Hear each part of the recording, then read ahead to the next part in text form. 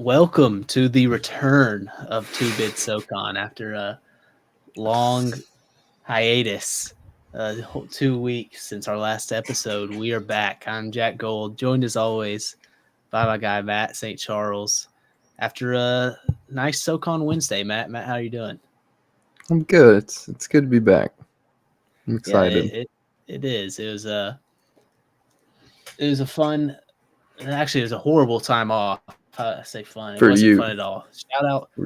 Shout out of the day, of the week, of the year is modern medicine, because I had the flu.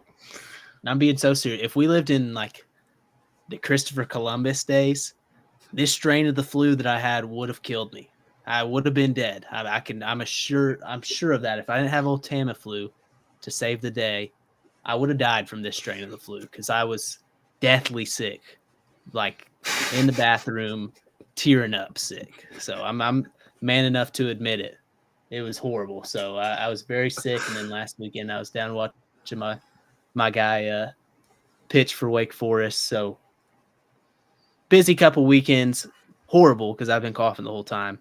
Matt has just been slacking, if we're being honest. He hadn't been doing anything. Just kidding. That's fair. That's fair. But we're back after a fun night of SoCon hoops. I guess let's get into it. We're going to start off talking Samford Furman. Big time comeback by Samford. Thought JP McGee's was going to be JP McGee's, and he was. But as somebody I follow says, JP McGee's giveth and he taketh away. And a late trap by Samford that he kind of knew was going to happen. It was very effective. He had to throw up a heave. So he had 33 points, fell short. Jermaine Marshall picked it up, went coast to coast for a layup, and got the win. Crazy game, one of the best games of the year. Definitely probably Samford's best win of the year, considering the odds were stacked against them. They lost to Chor in the first half. AJ State and McCray was out with injury, and they still found a way to win it, large in part to Jermaine Marshall. Matt, did you watch that, and what were your thoughts on that game? Yeah, I caught the last 6 minutes or so of this one after the Chattanooga game. That's got to be painful if you're Furman. When I tuned in, it was interesting because Samford didn't really look like Samford, right? They pulled off the press. Bucky tends to do that, and he kind of reads how the game is going. He decided to pull off the press, and then offensively, it was a lot of one-on-one stuff. Like when I tuned on, it was a lot of Jermaine Marshall, and he had Garrett Heen on him. And I don't know if he just thought Garrett Heen was barbecue chicken or what it was, but he would set a back screen and then he would just seal Heen and try to go one-on-one. And that's kind of when Furman, came back and took the lead. Pegues had, I think it was 18 straight or something like that down the stretch. So that's kind of where it started. One of the more interesting things was, all Furman had to do down the stretch when they were up 72-70 was execute. And there was a lot of times throughout the game that the ref would have to walk up to Jermaine Marshall on an inbound and draw that line on the baseline and be like, don't cross this. So I kind of kept an eye on that. And then sure enough, in the biggest moment of the game, he's a pest guarding the inbound and gets PJ Smith to try to throw it off of him, and he's ready for it. And props, because that was a good play. And then Pegues, I didn't understand what he was trying to do when the trap came, because Heen popped after he set the screen, and I thought he should have just given it up to Heen and got it back and tried to run some type of ball screen or dribble handoff. But instead he started dribbling to the corner and then just chucked something up over a double team. Didn't really like that from him. And then Jermaine Marshall just made a play, and I'm not sure if Samford had a timeout, but if they did, credit to Bucky McMillan for letting them play. But I do know that Furman had a timeout there at the very end. You noted that Ben Vanderwall was screaming for a timeout, but they inbounded to Pegues, and Pegues tried to flop on exactly. And so they weren't able to get it done. One of the cooler parts of that was before that whole Marshall stretch, he was at 998 career points.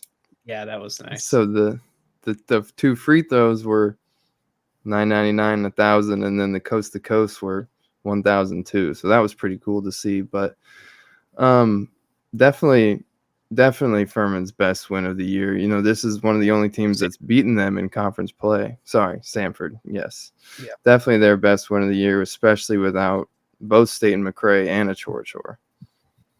Yeah, no, I've got all kinds of thoughts about it, and I watched pretty much the whole thing. I was telling you about. I've officially have a 5-game setup where I watched all 5 games at once somehow, and How by do that you I how do did. you comprehend what's happening in each and every game? I really don't know, but I kind of do. I've got at least the multi-view of 3 of them on my one monitor, and now I tune out to the games that suck. So like ETSU was up 20 something at halftime to VMI, so I didn't watch that one. You know, I think Ebi Asamoah had a big stretch that they got up like 15, and I was like, all right, it's over, and I stopped watching that one. But I do somehow watch them pretty intently. But man, you talked about that inbounds play. I'm calling out every coach in the nation. Run the freaking football play. You knew Furman was having a hard time getting it in anyways. You knew Samford was going to, press, trap, not let you get the ball in. You got a timeout. Just run the football play. And if you don't know, the football play is somebody's passing it in out of bounds. All 4 other players just line up like they're wide receivers or tight ends lining up on the line of scrimmage. And some coaches will draw up some little route schemes, but a lot of times it's like, all right, you go straight, you go straight, you go straight, you curl back. And it's always open because that's how are you like, you don't get first 5 yards contact like you do in the NFL and college football. You can't touch those guys. So you have to be elite to stop that. And you're at least going to get the ball in. Now, if they trap, stuff like that. But the goal of that play is just get the ball in. And instead, Furman runs a 4 stack at half court, and Samford just basically zone up and basically, all right, I'm going to get the guy that goes right. I'm going to get the guy that goes left. And sure enough, that's what happened. PJ Smith just tried to throw it off Marshall for some reason. They had a timeout. I don't know why I didn't call a timeout, but Marshall jumped back and got it. It was very confusing to me, but shout out Jermaine Marshall. That dude just wants to win. That's what Bucky McMillan said afterwards. Like nobody wants to win more than him. And he's spitting, dude. I remember last year. That's why I picked him as my player of the year this year. Obviously, things haven't gone. I mean, he's been hurt. But last year, when Chattanooga beat them in the SoCon tournament, it was not Marshall's fault. He had like 27 and 10, something crazy, and just should have willed them to a win. Didn't. But that dude has just got so much dog in him. And I hate saying it because, like, I know from a fan perspective, like nobody likes that guy. Like you're playing against him. Like I remember when I was in Asheville covering the tournament, I had friends like, thank God his try hard self's going home. Like just disliked him. And it's funny. And that's how he plays. He's just so physical, low key, like an instigator a little bit. I don't know if he realizes it, but he's so competitive. Like he's grabbing, being so physical with Pegues and stuff. And Pegues will give him a shove back and he'll immediately get up, and like Bucky McMillan saved a fight early in the second half between the two of them. God. where they got at So each other. funny. But man, he might be back, and I've got mixed feelings about it, him being back. I've had somebody tell me before, like they might be better without him, and I don't believe that. I don't believe they're better without him, especially without a Chore. Depending on how serious his injury is, he went out in the first half, didn't come back. So you think it's something serious. We'll see the severity of that. But I don't love that, he knew he had it going. And like you said, they didn't look like Samford. He knew he had it going in the second half. And there were times where he was really on ball hog mode. And in late game, you kind of do want that to be the thing. But in the flow of the game, early second half, like where you're faking dribble handoffs and dribbling into people so that you can keep the ball, I didn't love that, but I did love, late game, coast to coast, gets right to the rim. Just that he's got the it factor a little bit. That's why I picked him this year to win the player of the year. And if he's back, and maybe it's just to him realizing that Chore was out, but if he's back like he was late last year, the exact reason I picked him, watch out. And I don't know that injuries are as big as a deal for this Samford team as people think. And maybe they don't think it. I don't know. Maybe that's just me projecting. But this team they just have dudes. They just have so many guys that can play. And in saying this, I don't think they're the favorite they were weeks ago, where it was almost like Samford versus the field. I think it's going to be incredibly hard for them to win in Nashville. Like there's no chance. If I was picking Samford at the field, I'd pick the field. And I've thought that for a while. But in saying that, they still are probably the best team, and they've just got dudes. I mean, through all this stuff, they just keep on. Josh Holloway comes out, and I told you jokingly, he kind of looked like John Morant a little bit. A few of his takes where he's just such an athlete. He's got future player of the year ability, in my opinion.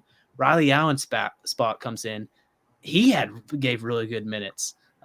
Nathan Johnson's becoming a dude. I feel like early in the year, I was kind of like, what does that dude do? And that was a little bit of me being a hater, I guess. But like, I just didn't get it. But he put up 13 tonight, and he's been putting up numbers this whole SoCon play. He's becoming a big time player. Garrett Hicks is Garrett Hicks. He can play well at times. Jaden Campbell had a big game. I mean, they just have so many players that it's almost like, does it matter that much if they – obviously, it will catch up to them at some point, but like exactly Jermaine Marshall's been out half the year, and they went on the nation's longest win streak over that time.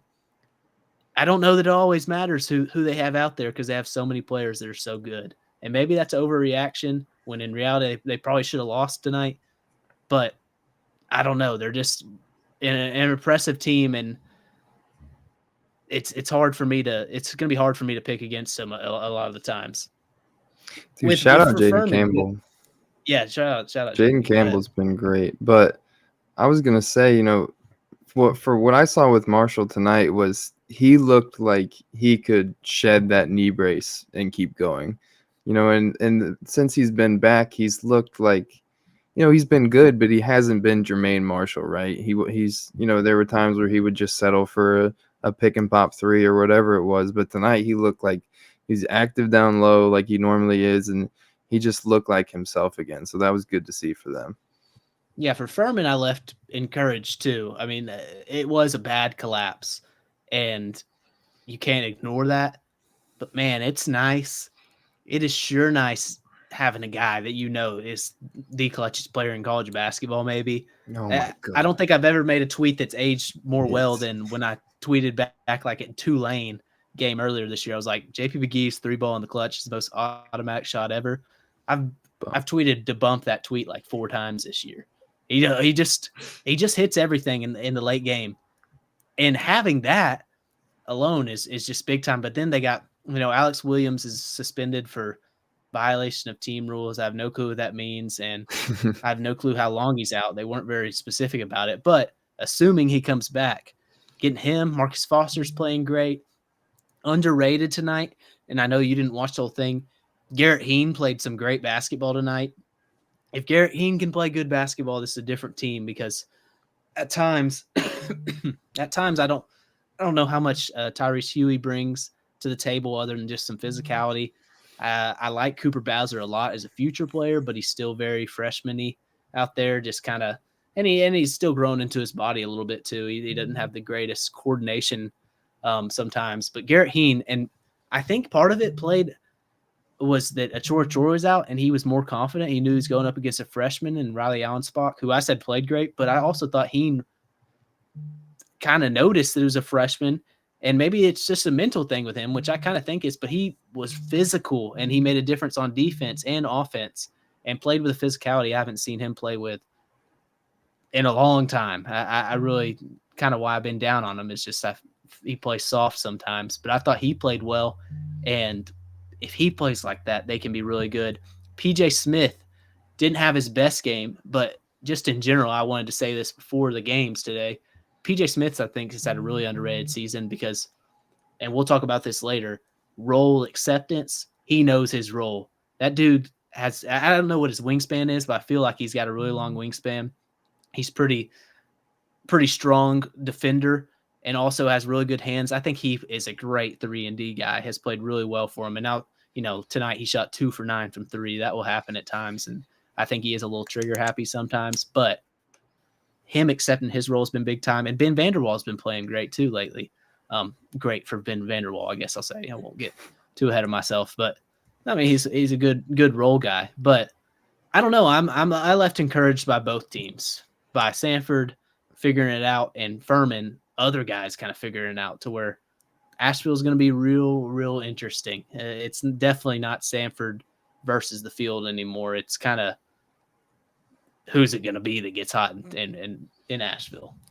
One thing that is probably or is definitely discouraging for Furman, but we don't have too many specifics on it, is suspending Alex Williams for VMI or against VMI is one thing. Suspending him more against Chattanooga and at Samford tells you that I've heard this explosion, whatever it was, happened after ETSU. So I've joked that ETSU brings out the worst in people, but apparently it brought out the worst in Alex Williams. So you really wonder how long they choose to punish him, but they kind of need him offensively. Yeah, they really do. So it'll be interesting to see when he comes back. Richie said something. I remember the report, like just basically like we love him, this and that, like he was injured almost. And I was like, well, you suspended him. Like I can't remember the exact words, but I was listening to. I was like, what are you even saying? So we'll move on. He'll certainly be back before the tournament. Yeah. But no way, Bob. Risk the season like that. This is an important run right here that he should be getting. All right. Secondly, UNCG took down Western Carolina at home, 71-65. Another day, another Western Carolina losing a close game. I'm about to get to the point where I'm going to say they're due. I might get we're going to do a tournament preview after the season, after regular season's over, and I might pick them to win in Asheville. I might pick them to win it all. I know my obsession with them has gone too far, but I might pick Western to win a lot of games just because I think they're due to win some of these close games. It's crazy. They can't ever win it. And it's never Vontarius Woolbright's fault either. That poor guy, he's the SoCon player of the year. I have no doubt about it. But he low-key might not win it. I don't know. I'll be interested to see how the coaches vote and the media vote. I don't know who they'd pick, but I feel like I've seen rumblings like, oh, they're not winning. And it's never his fault. He had another great game today, 22-8-4. And as you said, they didn't have a single bucket from the bench. Not one person scored. Disgusting. That is disgusting. Trey Jackson had 9 points. Trey Jackson just felt like he was out there. When I say, I talk about my Peggy's tweet early in the year, aging so well. One of my hot takes, and I didn't even believe it all the way, but one of my hot takes preseason was that Trey Jackson could make a sleeper run for player of the year. I ought to be shot for saying that. That was the dumbest take ever.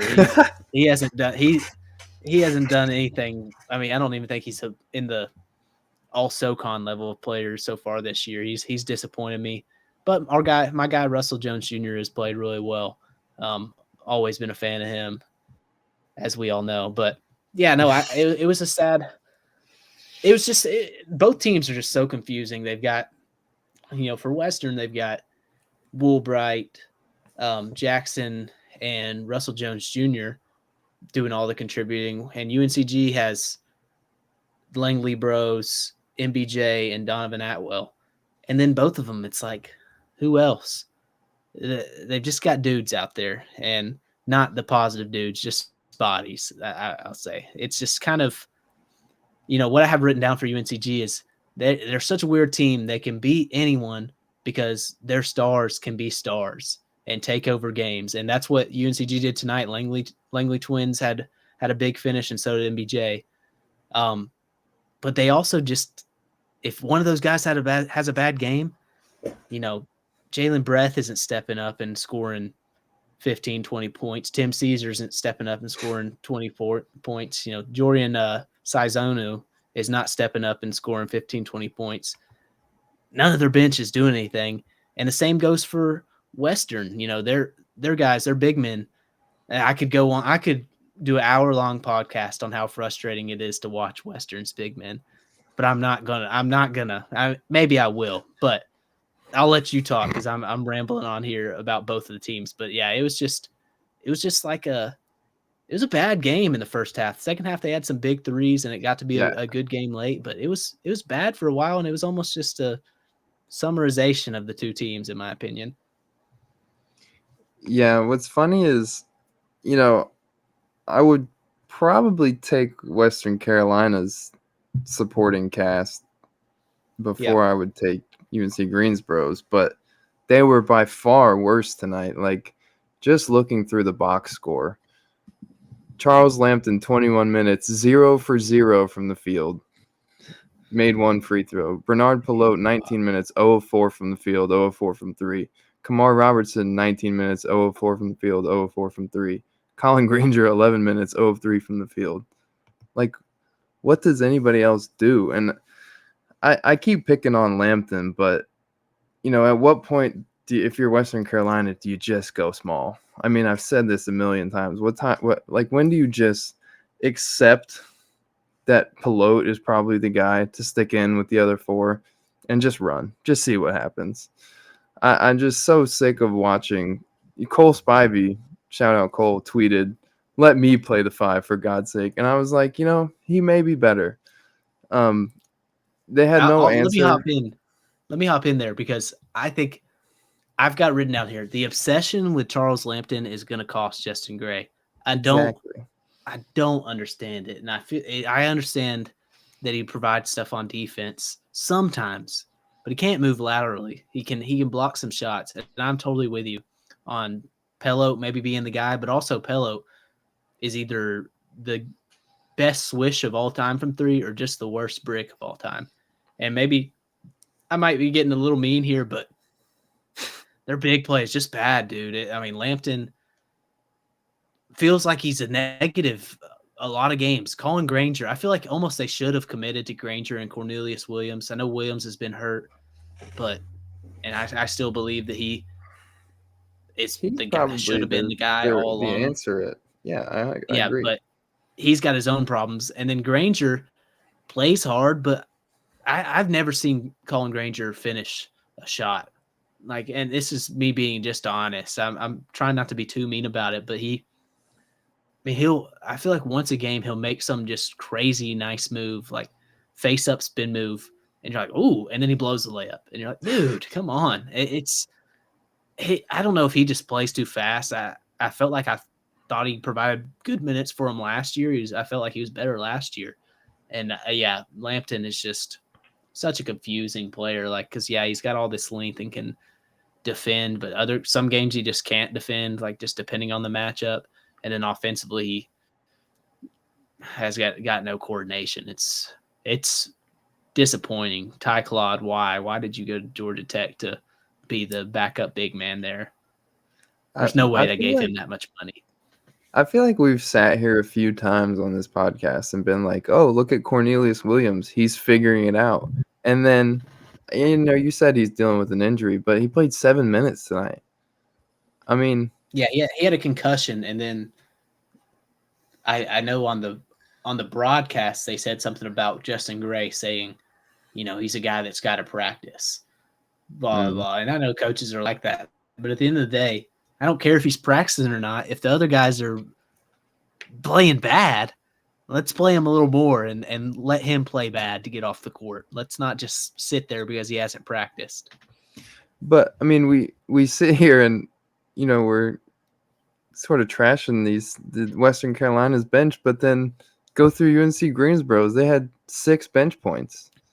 Yeah, I mean, and they're just as confusing. Tim Caesar blows my mind. He had somebody missed a layup that went long, and there was nobody within 5 feet of him, and he jumped up, grabbed it, and came down out of bounds. I'm like, what are you doing? Just grab the rebound and get out.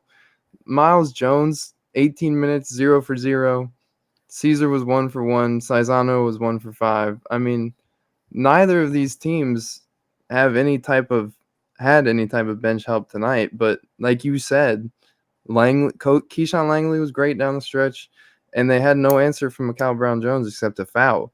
So I mean, that's two of the biggest reasons that Greensboro won this game.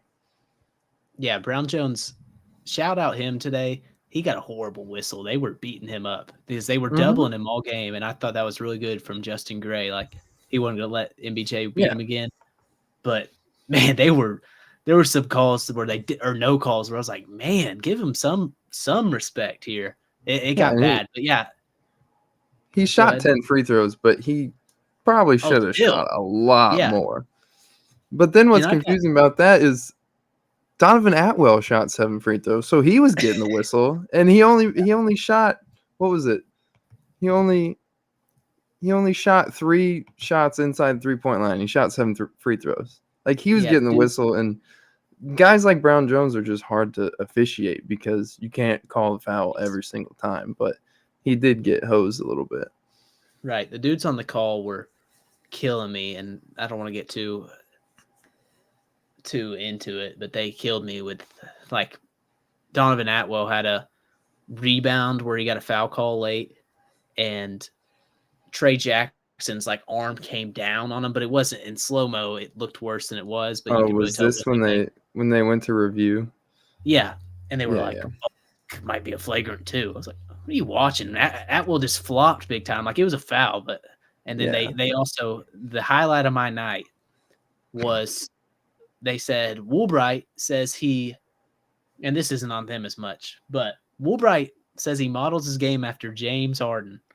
And then they started saying, like, they're both lefties and, not all that alike, but I kind of see it. No, they're not. You're seeing what you want to see because he's left-handed. How many times have you seen James Harden get sagged off of the whole entire game?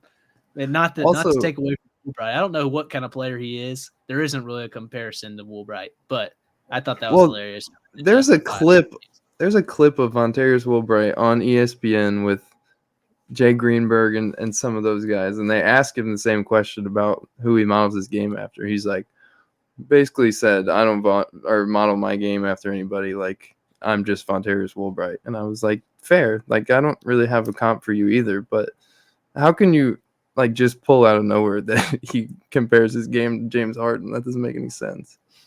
Yeah, he is I don't want to say unicorn. Unicorn's like a phrase used for 7-footers who can handle and shoot, but he is just kind of his own guy, and that's a great college player. I remember Jay Wright listening to him say something about NBA guys love him.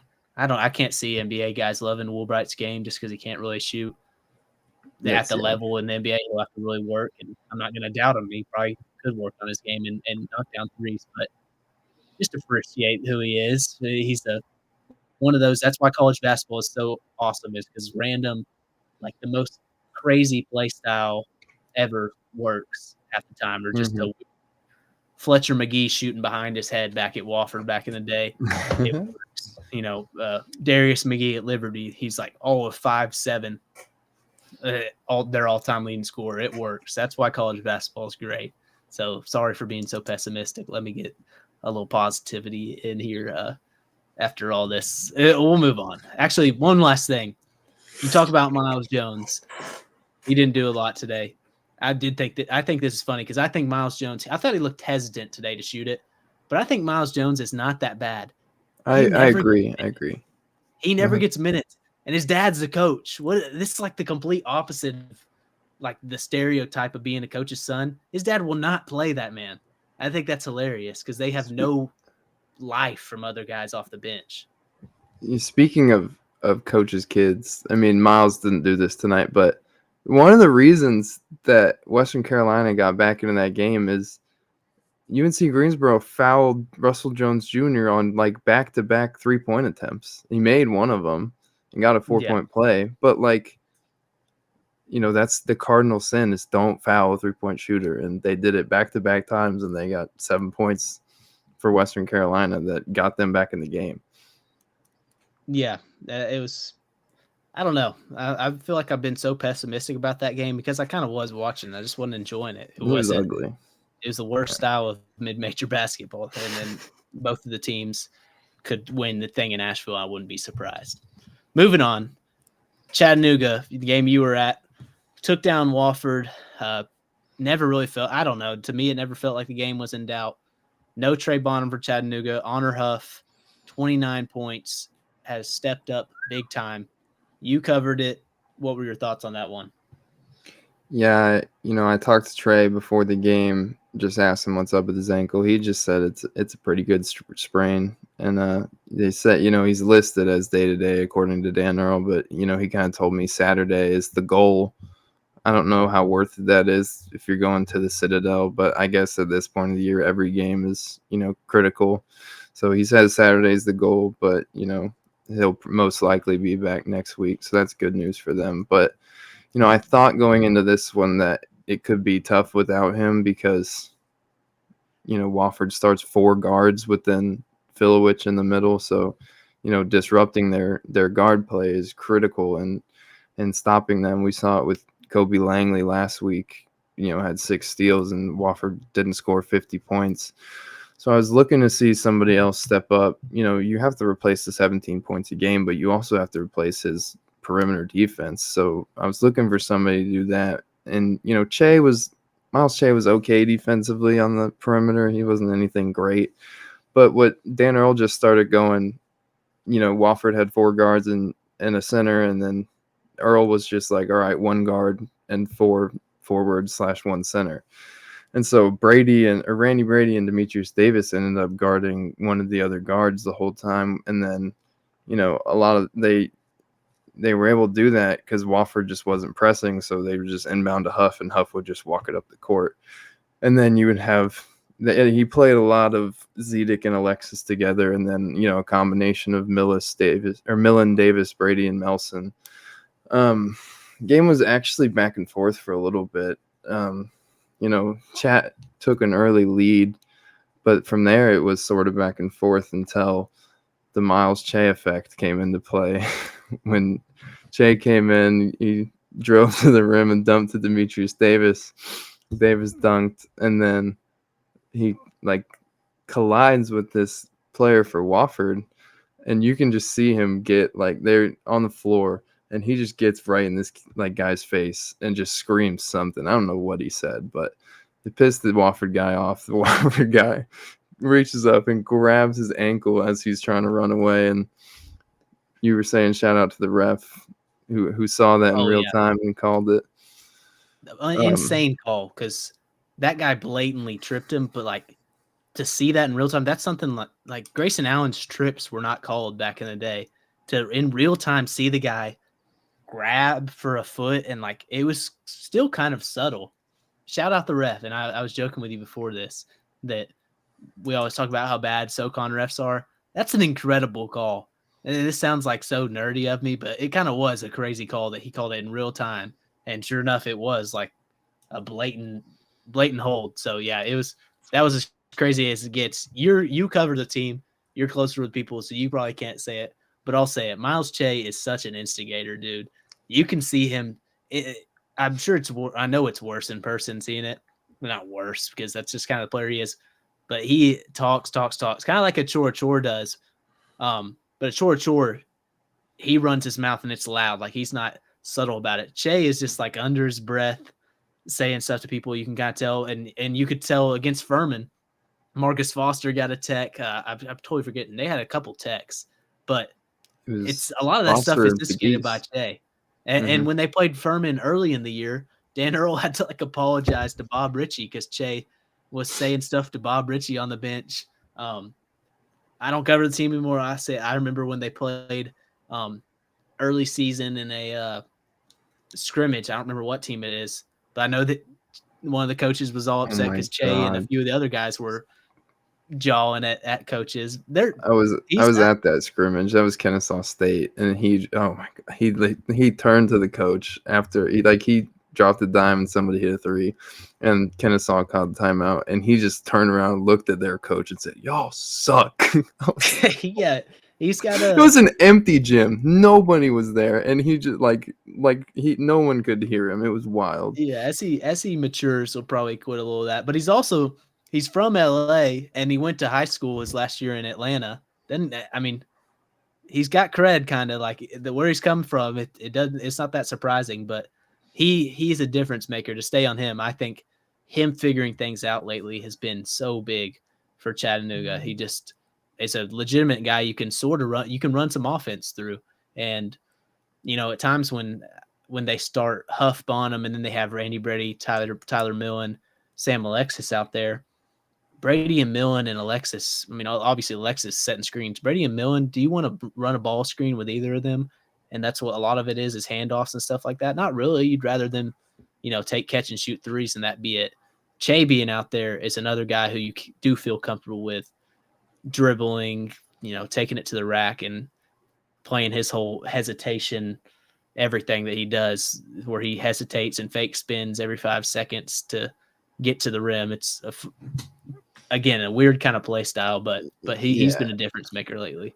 One of my, I don't want to call it a knock. One of the things that just grinds my gears about his game is he plays kind of Chris Paul-ish, where like there are so many times a game where he gets his feet behind the line and somebody gets stuck on a screen and he's wide open and he just doesn't shoot it. And I'm like we've seen you make this shot. Like maybe he doesn't want to become a volume 3-point shooter or whatever it is, but like why are you not shooting that? Like it doesn't make sense to me. But one of the love it or hate it, he's kind of a chore Garrett Heenish, Jermaine Marshall-ish, where like that whole scuffle happens with the Wofford guy.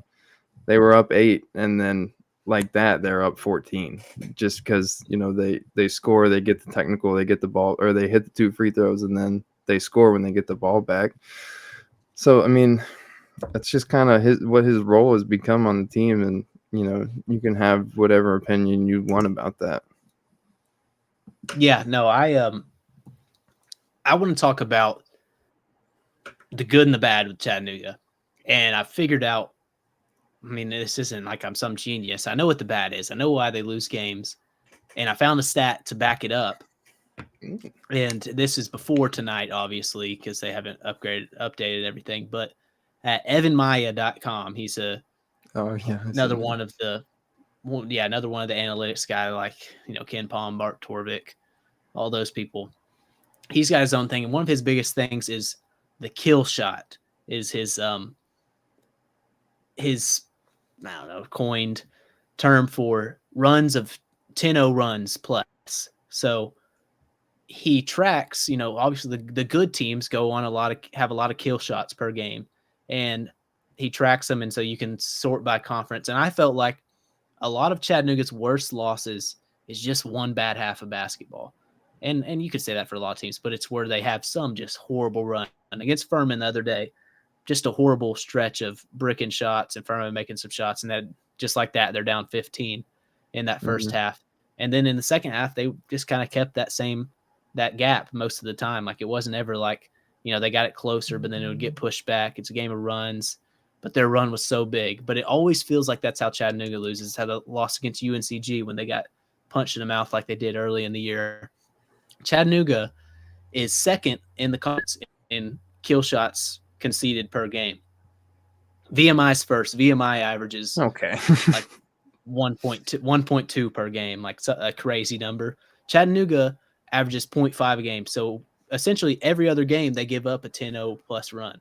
I think Furman, it was 13 points a game or 13-0 run. But that's what kills them. And in the same breath, why they're second in the conference right now is they're also second in the conference in kill shots that they have per game. And I can't remember what the number was, like comfortably second after Samford. I think they have like 19 or something on the year of 10-0 runs. That's why they're in it, but they can't be so up and down. They can't keep giving up these big runs because it's like all the best teams. I think the most consistent team, which is funny to say, is Western Carolina. Like they don't give up kill shots, and they also don't do them themselves, and that's why they're in every game, and somehow they keep losing, and why I talk about I think they're due. But that's the biggest thing with Chattanooga, I think, is just they can't have those extreme lulls that they have at times, and obviously they didn't have that tonight. But I've been thinking of that over the weekend and whatnot because I watched that game on Sunday, and it's just it's not just like they have a like bad shooting stretch; it's like horrendous shooting for 10 minutes sometimes. And that's how they lose games. And that's how ultimately they'll go out. If they go out in Nashville and don't win, they're going to have some sort of horrible shooting stretch. And part of that is we talked about Furman all day, but part of that, Furman's defense was awesome in that game. And we're not talking about that game as much, but that's what their problem is. But the same, now I want to talk about why they're so good or why they've been so good. And I don't think Dan Earl probably gets enough credit this year. Like Bucky McMillan is going to win Coach of the Year. Chattanooga was picked to finish 5th, and they've been comfortably in 2nd most of the year. Like, shout them out. They've played really well. Shout out to whoever the psychopath in the media was that picked Chattanooga to win the league, because they're not going to win the league in the regular season, but he looks pretty smart right now. He bet on him, and whoever it is. Oh, it was me, actually. Cred. Okay. Yeah.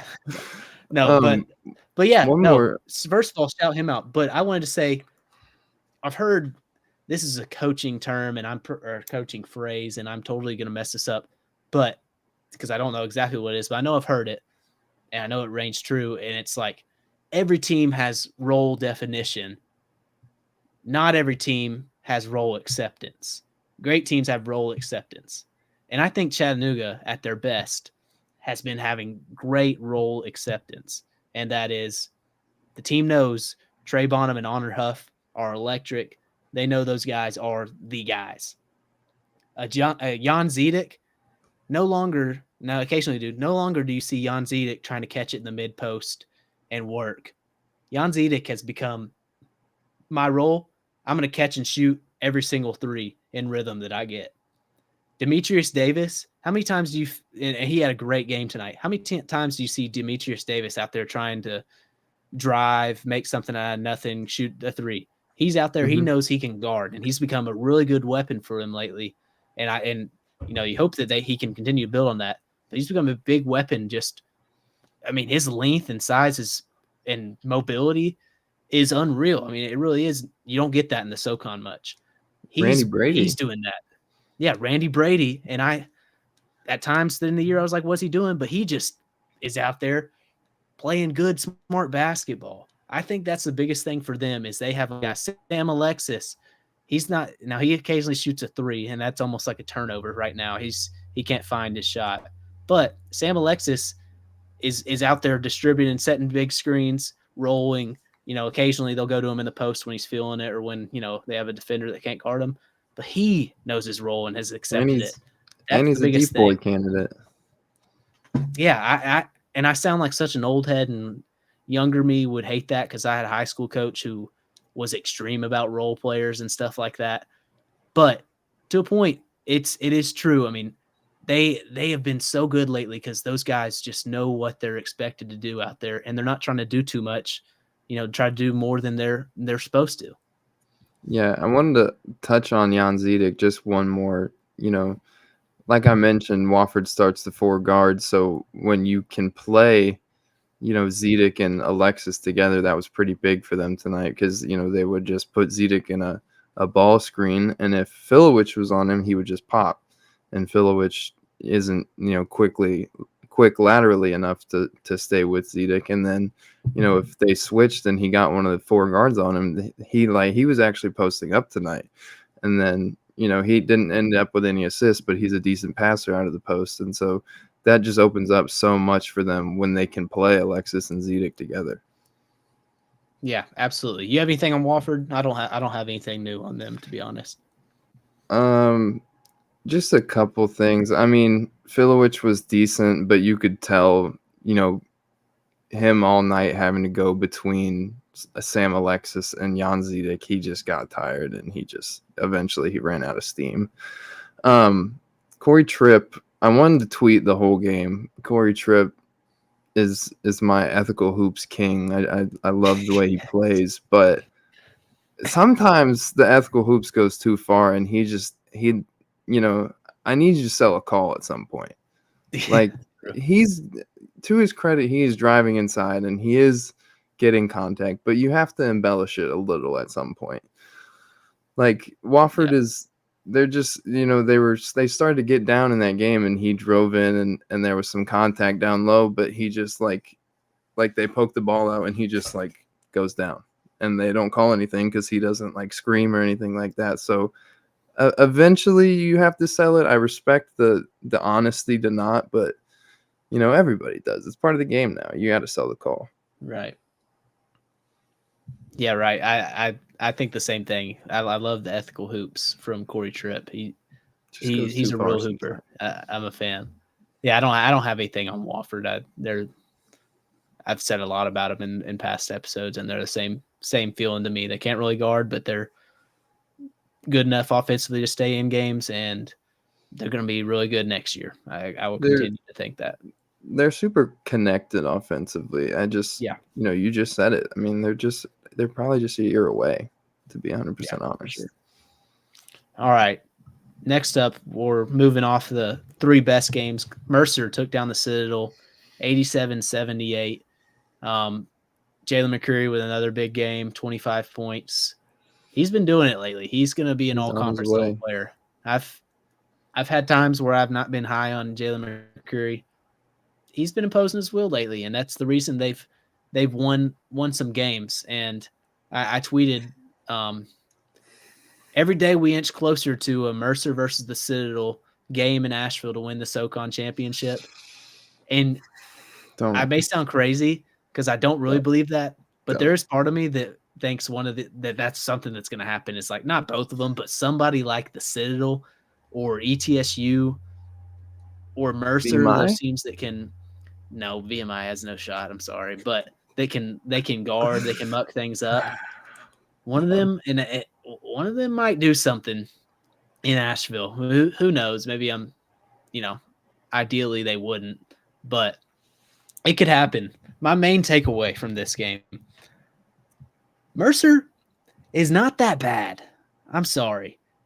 And we talked about Greg Gary the other day. They're not that bad. Yeah, a few weeks ago. But Yeah.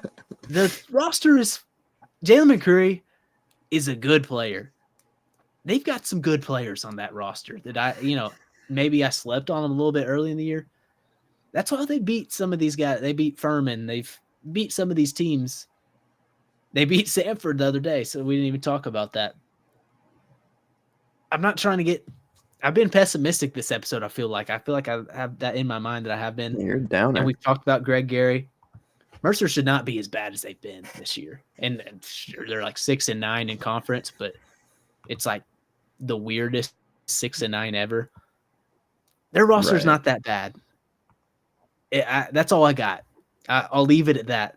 They've got some decent players on their team. What I've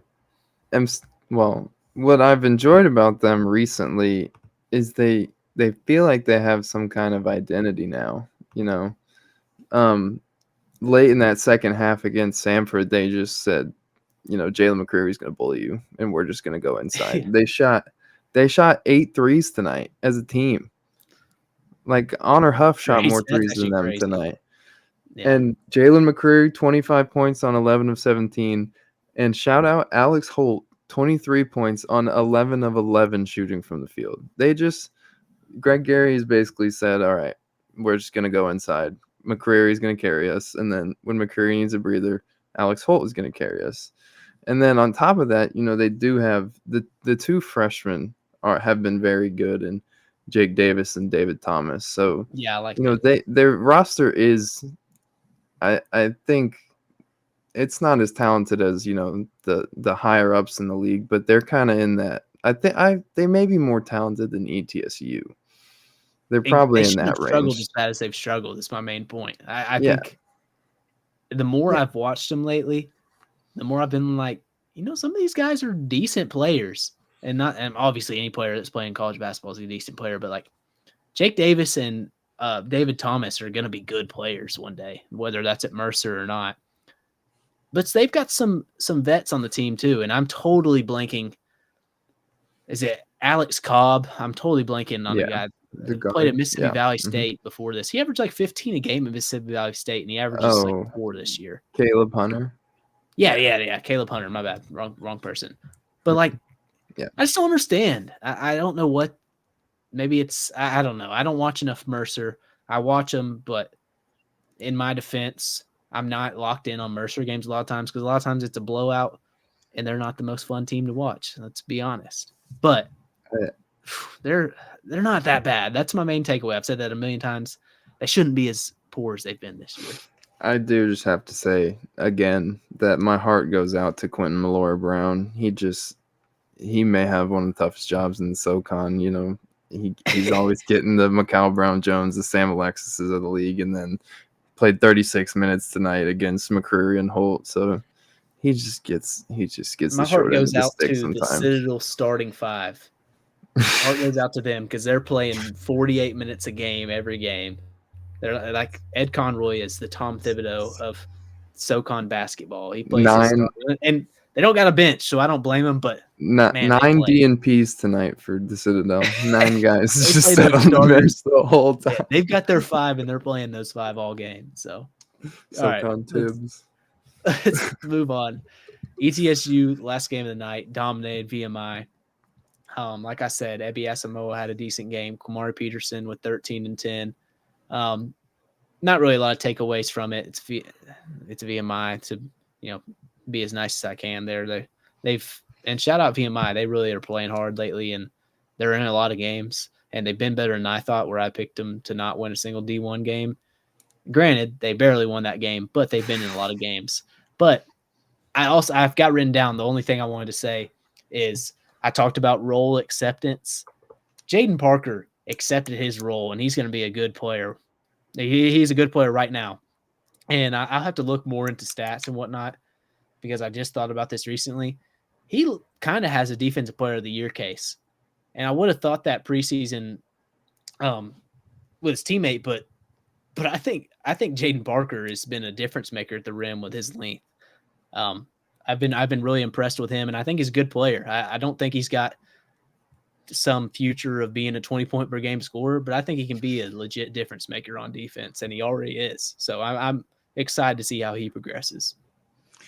I need to do some research on this, but I would love to see how teams across the league, how their offense ticks up after their home game against VMI. I would love to see what that is. So this ETSU offense has been god awful at times. So, maybe they just need their home VMI game, and that'll help them, mesh a little bit, and they can get something going offensively. Because if they can, they could beat some people in Asheville for sure. Yeah, we can tell ourselves that at least. All right. I'm sure Brooks Savage can't wait for the transfer portal to open and get some shooters. Yeah, well, I don't know. They can muck games up enough, and like one person said, they play more confident. They've handled the bottom of the league. They know they should beat the bottom of the league. They just got to put it together against the top of the league. All right, finally, we're going to do our weekend game picks here. We'll make a graphic and put it out whatnot on Saturday, but we're going to go down the line. Games, pick them, any reasoning. I don't know. It's not a big slate. So Chattanooga heads to the Citadel. We both got Chattanooga, I'm sure of. Yeah. Maybe Trey Bonham's back. Even if he's not, I've still got Chattanooga. They're playing really well. In general, they played a bad half against Furman, but in general, they're playing really well. And the Citadel will probably keep it close somehow. I don't know. They just seem to keep games close. But at the end of the day, I'm taking Chattanooga. Yeah, like I kind of said earlier, games this time of year are so important. So, you have to think that the Citadel is going to come out and play hard. And, this Chat team, we just watched them a few weeks ago at VMI struggle. So maybe there's something there. So Trey Bonham, it'll be important if he plays, but I certainly think they can get past the Citadel if he doesn't. Yeah. Next up, like we talked about, Western Carolina getting VMI. This could be a good get-right game for Western Carolina. This is on the road, though, right? Yeah, at VMI. We'll see if the Corps are there or not. They seem to show up randomly. They've been there. I don't know what the schedule is for them, but some games it's like empty, and other games it's a big-time home court advantage. Yeah. But I'm still taking Western Carolina, and I'm taking them to get right, and hopefully for their sake, figure some things out offensively heading into Asheville here soon. Yeah, I'm doing Western Carolina too. Yeah, I assumed. I didn't even say that. Then Wofford at Furman, rivalry game. I've got Furman. I'm really liking how Furman's playing lately. I thought Chattanooga really impressed me that game. I thought they really defended. We'll see on Alex Williams, but even if he's not back, I think Ben Vanderwalls played well. They're good. I think Furman is figuring things out at the right time. Yeah, I didn't know the extent of how good Furman is at home, and then they put it on Chattanooga on Sunday. So there's no doubt in my mind that they can do that to Wofford too. So I'm going Furman as well. Exactly. All right, ETSU at Samford. We just hyped up ETSU a little bit. I'm still taking Samford. We'll see on the injuries though. Things could get interesting if a Chor and State McCray are out, and Rylan Jones turns up with a concussion. He banged his head on the floor in the game. We didn't even talk about that. But Dallas Graziani played 12 minutes tonight, and when they played Mercer too, he didn't play the whole second half. So I wonder what's going on with him. If there's something there too. He's better than Trey Bonham, though. That's all he I is. know. If you know, you know. Overhyped, baby. If you know, you know. Yeah. All right, UNCG at Mercer. That one could get interesting, especially with how UNCG's bench is played. I'm still going to take UNCG, but that one could be interesting. We just talked a lot about Mercer and how random they are. I think McCreary kind of matches up well with Brown Jones too, defensively. So we'll see on that one. I'm still going to take UNCG though. If I had to pick two guys in the league that could match up with Brown Jones defensively, it would be McCreary and Alexis. So, maybe this one will be interesting. I don't know that I want to play with my new 2-game lead and pick Mercer. So, yeah, you're going to get blocked if you don't. I had a little fun. I almost tweeted at the SoCon. I almost added the SoCon today. Like, screw you for not letting me have fun. I thought we've had so much craziness in the SoCon. Let me take a couple road dogs. No, they both sold at the end of the game. It was both close games, and they just, of course, couldn't pull them out. So, yeah, it's ridiculous. I want to have fun? I don't know. Yeah, take VMI over Western Carolina if you're a real one. They'll do that. No, we're going Greensboro. All right. Sorry, Mercer. All right. That's it for today's episode. The long-awaited return of Two Bid SoCon. Likely we'll have an episode out Saturday night too. Then we'll have a tournament preview later the next week, and we're going to be at hopefully media relations approve me. They're going to approve Matt, but we'll be in Asheville at the tournament, and we'll probably do some live shows and whatnot there. Eventually we're going to do a live stream here. So one of these episodes, maybe Saturday, we'll live stream on Twitter and YouTube so that we can have kind of a live chat, and the episodes can be more than just us rambling on forever like they are at times. So, but we'll see. I just want to do something like that. That's what a lot of shows do. Other than that, thanks to everyone who keeps listening. Sorry we've left y'all in the dark these whole 2 weeks, but we appreciate those who keep listening. Like, subscribe on YouTube, review us on Spotify, follow us, all that good stuff. And we appreciate you guys. We'll see you in the next one.